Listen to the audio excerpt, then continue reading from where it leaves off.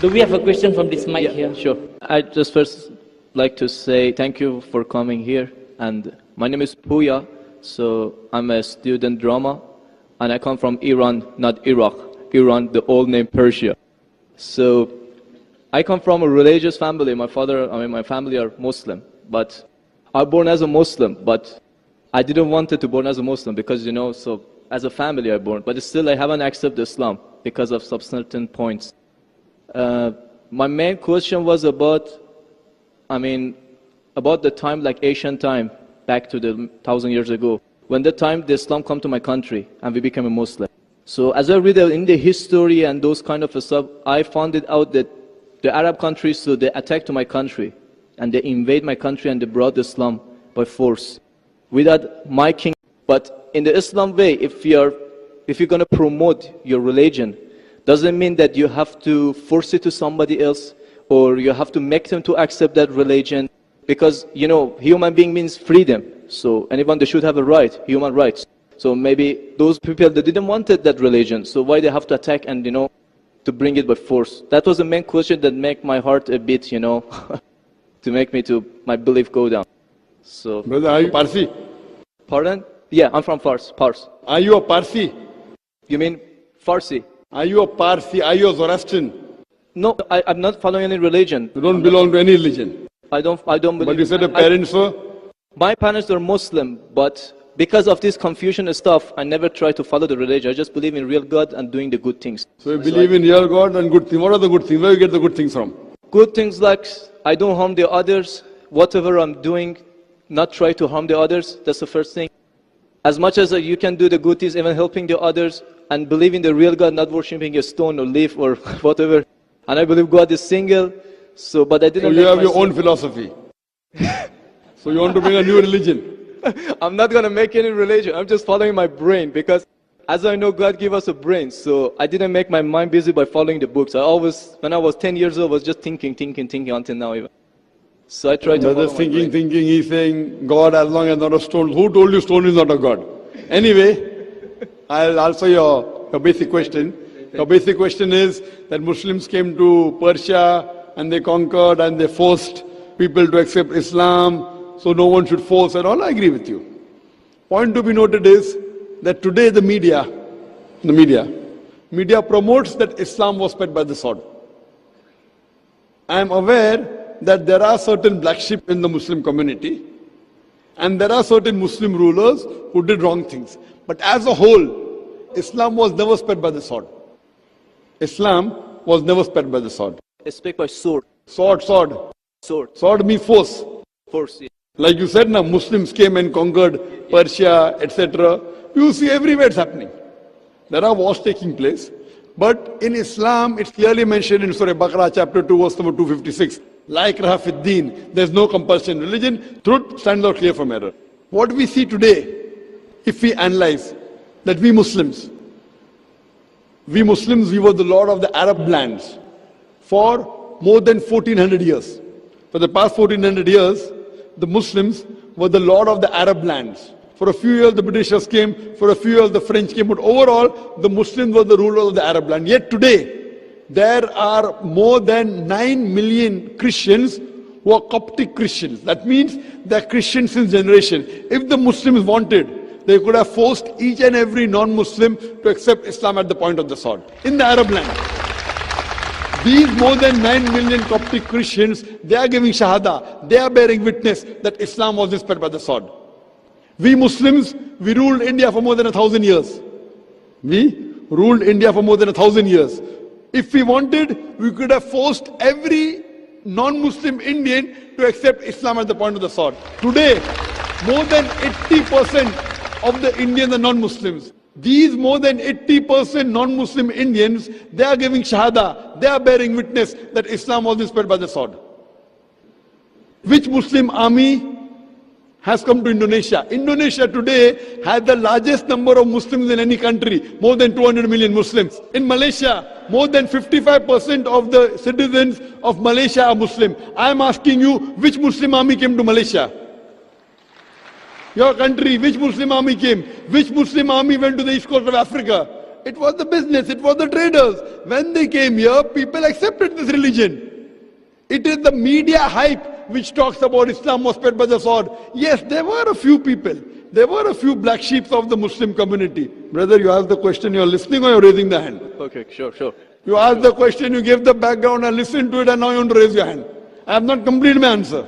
Okay, sure. Continue. If you ask the question, you should think. Because if you are thinking something, I am a doctor. If you are thinking, that means you won't hear my answer. If I ask you to repeat, you won't be able to repeat 25%. So when you listen, you should give attention. I am a doctor. I have done psychology also. So, this is the media hype. If you read Thomas Carlyle, historian, he writes in his book, Heroes and Hero Worship. He puts number one hero prophet as Prophet Muhammad Sallallahu Alaihi Wasallam. He's a Christian. He says, if every new idea originates in one man's head, it dwells alone in the full world. It will do little good if he takes up a sword and propagates it. You have to first get your sword. He's talking about sword of intellect. There was a survey done in the Plain Truth magazine, a survey in the increase of the major world religions in a span of 50 years. In a span of 50 years, from 1934 to 1984. In a span of 50 years, the increase in the major world religion. It came in Reader Digest, Almanac Yearbook, 1984. Number one maximum increase in religion, it's Islam, 235%. Christianity, only 47%. I am asking you, which war took place between 1934 and 1984, which forced the non-Muslim to accept Islam? Which war? Which war? Today, leave aside the past. Today, the fastest growing religion in America is Islam. The fastest growing religion in Europe is Islam. I am asking you, who's forcing the Americans to accept Islam? Who's forcing the Europeans to accept Islam? You were not there born. Were you present in the past? Arabs came to my land and forced. Where were you present? This is history. Many things in history is false. So that's what? Okay. A very famous historian, Dilese O'Leary, he writes in the book, Islam at the Crossroad, page number 8. He says, history makes it clear that the legend of fanatical Muslims sweeping across the world, forcing Islam at the point of the sword, is the most fantastic, absurd myth that historians ever repeated. Who says that? Dilese O'Leary.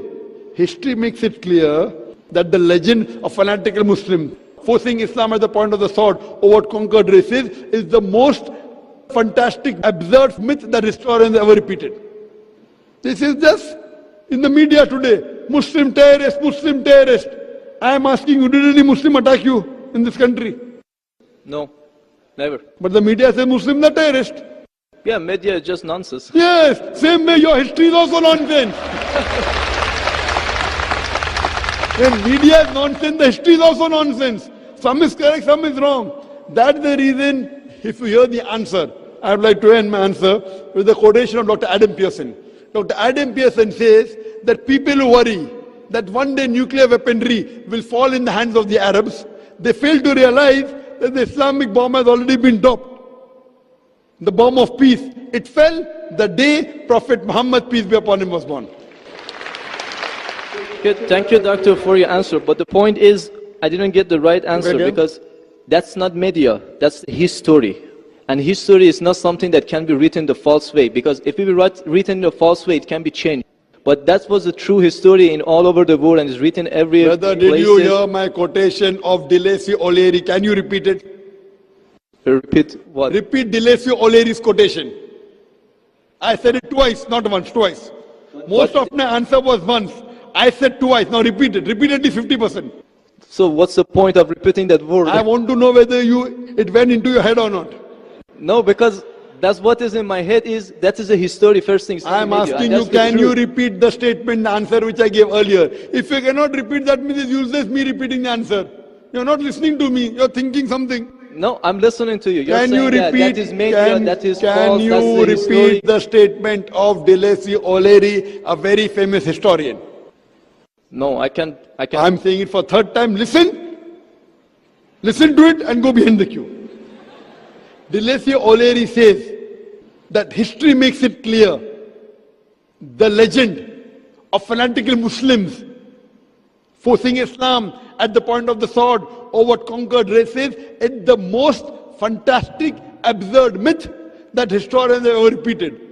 Deleuze O'Leary says history has been telling falsehood, and you're saying history, I believe in history. Deleuze O'Leary is saying that what history says that Muslims are forcing Islam at the point of the sword is the most fantastic myth that historians have repeated. So you have got influenced by the myth. So now think it's a myth and forget it and believe in the fact. The fact is you read the Quran, and inshallah I want you to revert to Islam. Revert back to the religion of your parents, inshallah. Okay. Okay, thank you. Thank you.